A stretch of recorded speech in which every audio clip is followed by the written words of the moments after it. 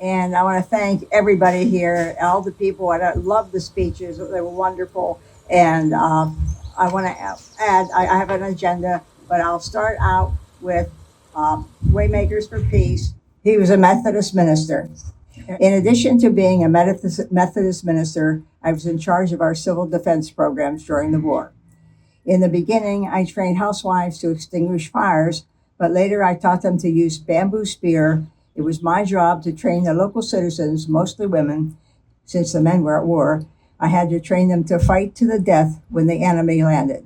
I taught them to hide in the ditches with sharp bamboo sticks and wait for the enemy to walk down the road. Then they were to jump out of the ditch, shove the bamboo swords into the enemy, kill them.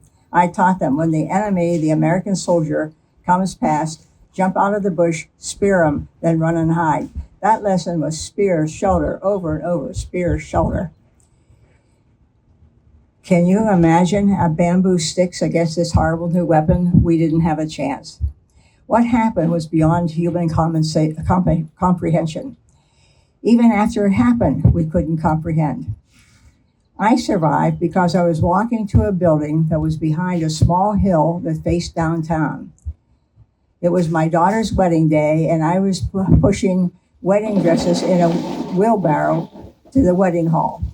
All of a sudden, for no obvious reason, I was just knocked to the ground. I never heard the bomb. I think I lost consciousness, but I was on the ground, and the wheelbarrow was upside down, with all the expensive dresses and kimonos thrown all over the area. It was very strange. I was so confused. What was wrong? I was about to get up when suddenly wood and debris fell from the sky, hit me on the head and the back, and knocked me back down, so I stayed on the ground. I didn't know what had happened. I didn't hear any bomb. There was no sound at all. I couldn't even hear the wood falling. I learned later that it was the A-bomb, and the reason I didn't hear anything was because the blast was so strong it blew away the sound barrier or something like that. So he got up and he heard something, a strange noise. That was the people moaning. They were walking with their arms, their hands stretched out in front of them, and their skin was hanging off their bones. Their clothes were burned off, and although there was no fire in the area. I just want to stop here. You think it's hot today. Can you imagine it being so hot that your face melted, your arms melted, and there was no skin? There was one boy laid on his back for a year and 9 months, laid on his stomach for a year and 9 months because all the skin on his back just melted off. I have a picture of it over there on the table for people when you want to leave. Anyway, he looked down and he ran to the top of the city and top of a hill, and he was so surprised because the city wasn't there. It was just disappeared. But off in the distance, he saw a streetcar with people within it. It was on the outskirts of the city. So I ran down the hill as fast as I could. But the closer I got, the harder the running was because there were no roads and debris was all over the place. I got closer, and I was close to the streetcar now, and I started to wave and to yell because there were people. He could see people standing in the streetcar. I was so happy to see them. Words can't describe how I felt. And as I ran up to the streetcar, I saw everyone was just standing or sitting. They weren't moving, probably in shock, I thought. Even the conductor wasn't moving. When I finally reached it, the door was open. I got in, and for the first step, and when I saw that everyone was not only dead, they were petrified. They were frozen in time in a flash. Passengers who stood had their arms still in the straps. They were dead, but standing. No one fell. It was so strange. No words could describe the emotion. I felt so alone. And that was just the beginning. I could read some more, but first I want to stop and tell you that this event is so much more than about the bomb. And if we make it about the bomb, then it becomes about the bomb through the years. 80 years, they were forbidden by the American government and also by the Japanese government not to tell the story.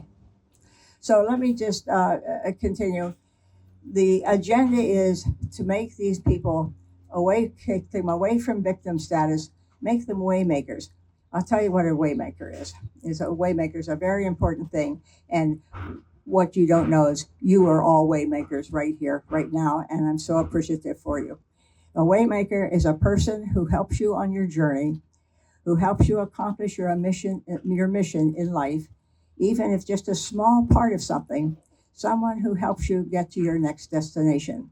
Now, the Hibakushi's mission was war, the end of war, peace, the end of war. And if we don't give them, if we just make them victims and don't listen to them,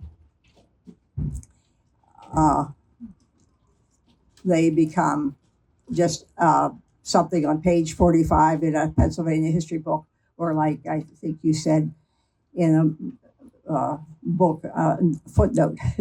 And that's, it's nice to come here and talk, but you have to do something.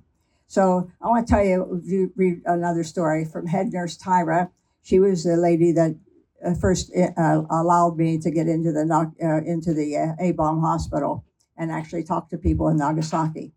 She said, I was just 18 at the time, but I still remember the sound of bones hitting on the wooden floor as the patients crawled down the hall. I didn't get to the hospital until 3 days after the bombing in Nagasaki. But when I did I was overwhelmed. So many patients couldn't walk, so they crawled down the wooden halls. And even though I was inside the classrooms attending to patients, I could hear their bones, bare bones with flesh torn off them, hitting on the wooden floor. Patients came in and their bodies were swollen. If one place on the skin was broken, the maggots got under the skin. The summer was very hot, and the smell of all those dead bodies rotting and blood from wounds brought swarms of flies. One fly can give many, many maggots. Maggots not only entered the body through cuts, but also through the nose and ears of patients. Once inside, they ate. And one more gentleman, just a little blurb here, Mr. Yamada. I was lying in the living room of my house when suddenly I felt as if I were being blown out on the veranda. And I'll stop here to say, one lady was already in a shelter. She thought she was safe. The bomb dropped. She was sucked out of the shelter and burned. Her back was burned. When I met her, she had been in the hospital for over 40 years, not able to move because all her organs, veins, whatever, were burned with the nuclear radiation, even though her husband couldn't see a thing wrong with her. So let's see. So he went outside. I was shocked and went outside to see that the whole neighborhood was gone. Ours was the only house standing. Everything else had collapsed. Our house had been surrounded by other houses, and one neighbor's house had stood directly in line with ours and the hypercenter where the bomb was dropped. As I was standing there, a man ran up to me and asked me to grab a shovel and help rescue his neighbor's wife, who was trapped under a collapsed house. I went the short distance with him and saw a small boy, perhaps 3 or 4 years old, who was standing there trying to save his mother. We started to dig, but it was a very hard job, and the fire was coming swiftly. We ran away. The small boy begged us to stay, but we ran. When I think of that day and those scenes, I remember the little boy waiting for his mother to be freed. I feel very sorry and wonder what became of them. I don't blame America for the bombing. When war breaks out, any steps may be used, even the most severe, cruel methods.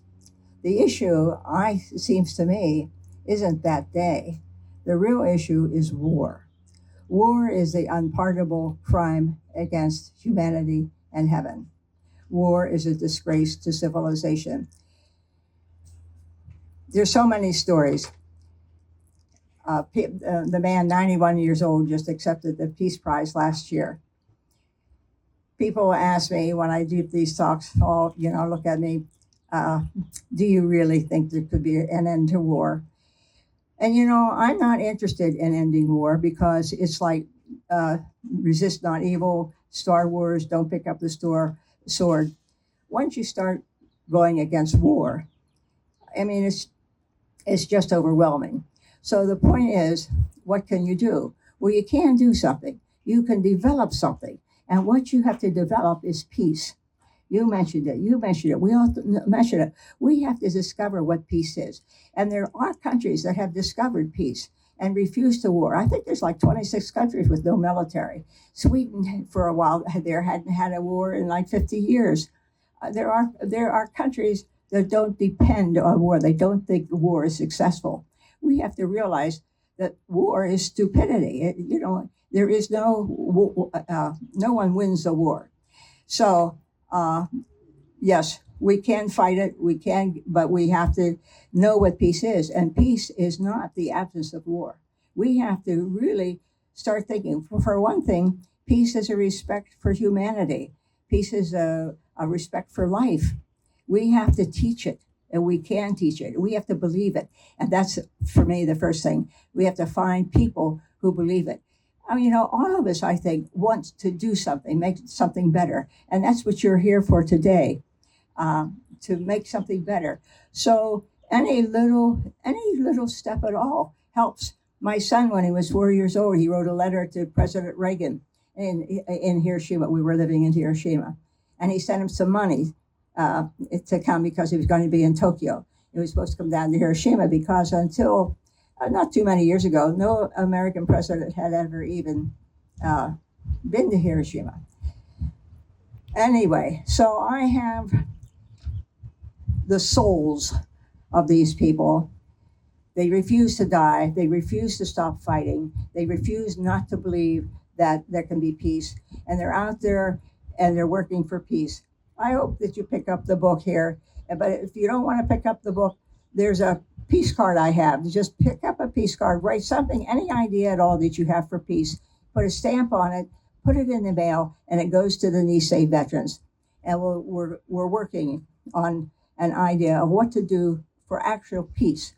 And I have taken this card and I've gone over the world, and we have cards from Japan, Vienna, Bulgaria, Serbia, all coming in. And what we're asking, we're trying to get, as many cards. I don't want to say 1,000 peace cards because she did the crane, 1,000 cranes. But we want to get as many peace cards as we can around the world for something that we want to start next year. And in the meantime, that's all I have to say, except thank you for being peacemakers. Thank you for here. Thank you for just anything. And your messages were fantastic. And by the way, I knew Mr. I had a YMCA. I was there in 1980, and he was wonderful. And I think he was the first one that actually started the peace department in Hiroshima. Boy, it's hot, isn't it? Okay, well, thank you very much. That's all I have to say.